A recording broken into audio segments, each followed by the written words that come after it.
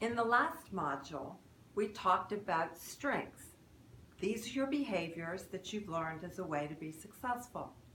And we talked about how you can classify these strengths as a whole in 4 categories for ease of use. I'm going to turn our focus right now to the third component of your unique personality, your motivational needs. And we're going to talk about how they differ from strength behaviors. So what are motivational needs? These are what you expect from other people. They define the environment that you need in order to stay out of stress. In other words, to be free to use your strength behaviors to be successful. And the interesting thing about motivational needs is that they often differ from your strength behaviors. So someone can't necessarily tell what your motivational needs are unless you help them to understand it, or if you go into stress and act out in ways that are not productive. For this reason, motivational behaviors, motivational needs, are often hidden from you and from other people. Let me give you a couple of examples. A strength is the way you typically communicate with other people.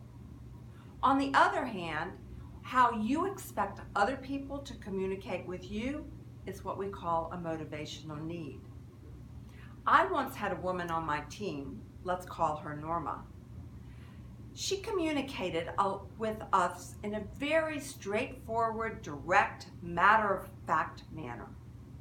I thought that's what she wanted back in return, but I was mistaken. When I talked to Norma as openly and honestly, as directly as she talked with everybody else, she became highly emotional. She got very defensive, and it was not a pretty scene.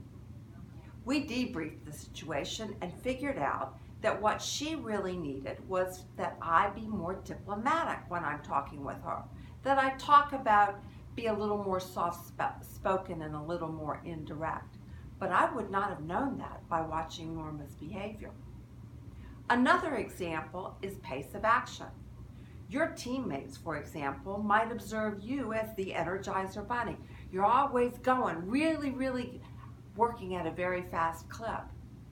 But that may not be the kind of environment that works best for you.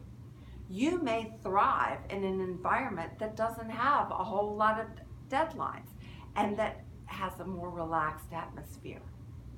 You wouldn't know that from your behavior, but you might know that if you went into stress because you were constantly in an environment that didn't work for you.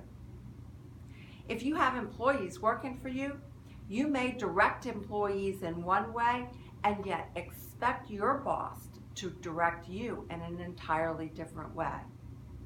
So you can see how it can be confusing to others because your strength behavior may not be a good signal of what you want back from them.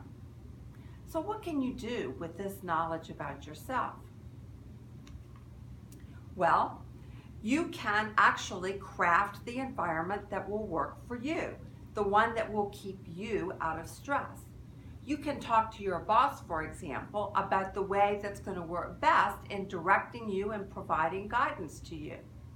And you can do what I did, which is when working on a team, I crafted warning signs and street lamps that actually gave people an idea of how they were crossing the line and pushing me into stress. One such behavior for me is beating around the bush. So I made a sign that had a line through it that said, "No beating around the bush with me." And when people got into that situation and I felt like I wasn't getting it straight, I could hold it up, we would all laugh, and I would stay out of stress.